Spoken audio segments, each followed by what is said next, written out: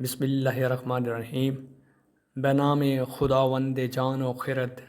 بنام خداوند جان و خرد، خزن برتر اندیشی بر نگذرد. خداوند نام و خداوند جائی،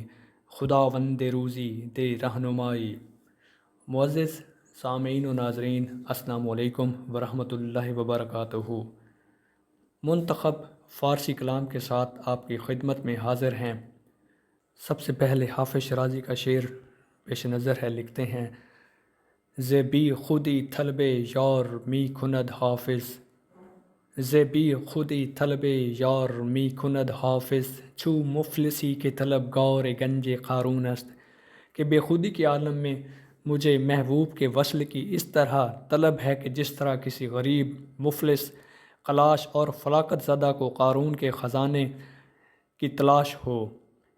کہ جس طرح بے خودی کے عالم میں مجھے محبوب کے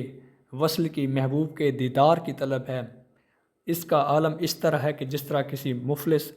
اور غریب کی مفلسی دور ہو جانے کی طلب ہو، جب اسے قارون کے خزانے کے حصول کی وجہ سے مسرت و شادمانی حاصل ہو، اور میری مسرت و شادمانی کا بھی وہی عالم ہوگا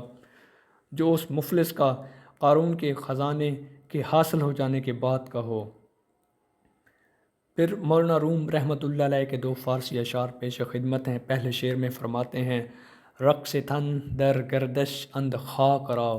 رقص تن در گردش اند خاک را، رقص جان پر ہم زند افلاک را۔ کہ جسم کی رقص کی وجہ سے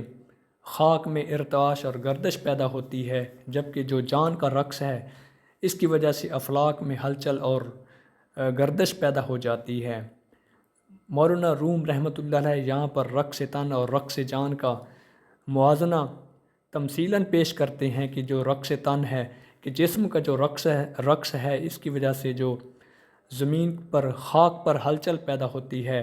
گردش اور ارتعاش پیدا ہوتی ہے، جبکہ جو رقص جان ہے، چونکہ جان اور روح عشق و سرشاری کی کیفیت میں افلاک کا رخ کرتی ہے، اور اسی کیف و سرشاری کی وجہ سے، اس کے رقص کی وجہ سے جو افلاک ہیں ان میں ارتعاش، گردش اور ہلچل پیدا ہو جاتی ہے، لہٰذا جو رقص جان ہے اس کا اثر رقص تن سے زیادہ ہے۔ پھر مزید دوسرے شعر میں فرمایا: دل و جان شہید عشقت با درون گور قالب، دل و جان شہید عشقت با درون گور قالب، سوئے گور ان شہیدان بگذر زیارت کن۔ کہ تمہارے عشق میں میرے دل اور جان فدا ہو چکے ہیں، شہید ہو چکے ہیں، اور ان کا مزار، ان کی قبر میرے وجود میں قائم ہے، اور کبھی ان شہیدوں کی زیارت کے لیے ادھر کا رخ کرو۔ مولانا روم رحمۃ اللہ علیہ محبوب سے التجا کرتے ہیں اور ساتھ میں اظہار بھی کرتے ہیں کہ تمہارے عشق کی وجہ سے میرے دل و جان فدا ہو چکے ہیں، شہید ہو چکے ہیں، اور ان شہیدوں کی جو قبر ہے میرے وجود کے اندر موجود ہے،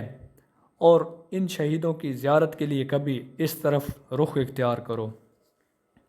اسی شعر کے پیش نظر کچھ غالب کا ایک شعر بھی کچھ اس طرح سے ہے۔ لکھتے ہیں: خاموشی میں نہاں خوں گشتہ لاکھوں آرزوئیں ہیں،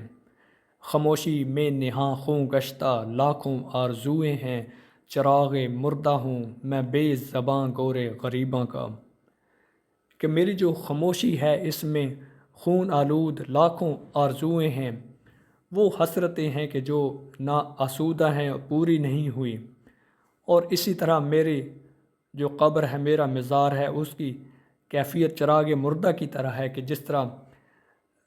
کسی غریب کی قبر پر، کہ جس کے کوئی جاننے والا نہ ہو،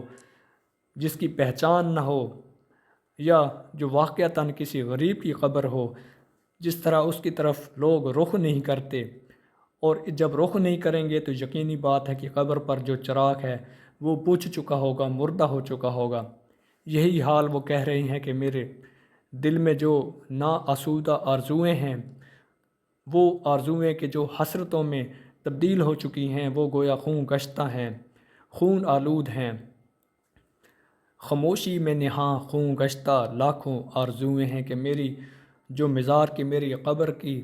جو کیفیت ہے وہ دراصل اس خاموشی کی مانند ہے کہ جس کے اندر لاکھوں خوں گشتہ آرزوئیں مزار کی کیفیت میں مزار کی صورت میں موجود ہیں، اور یہاں کا اس طرف کا رخ کسی نے نہیں کیا کہ جس طرح کسی غریب کی، کسی اس شخص کی کہ جس کے جاننے والے کوئی نہ ہوں، اس کی قبر کی طرف کوئی رخ نہیں کرتا، یہی حال میری ان آرزوؤں کا ہے کہ جو خاموشی کی صورت اختیار کی ہوئی ہیں۔ معزز سامعین و ناظرین، امید ہے کہ آج کا منتخب کلام آپ کے ادبی ذوق میں اضافے کا باعث بنے گا۔ شکریہ۔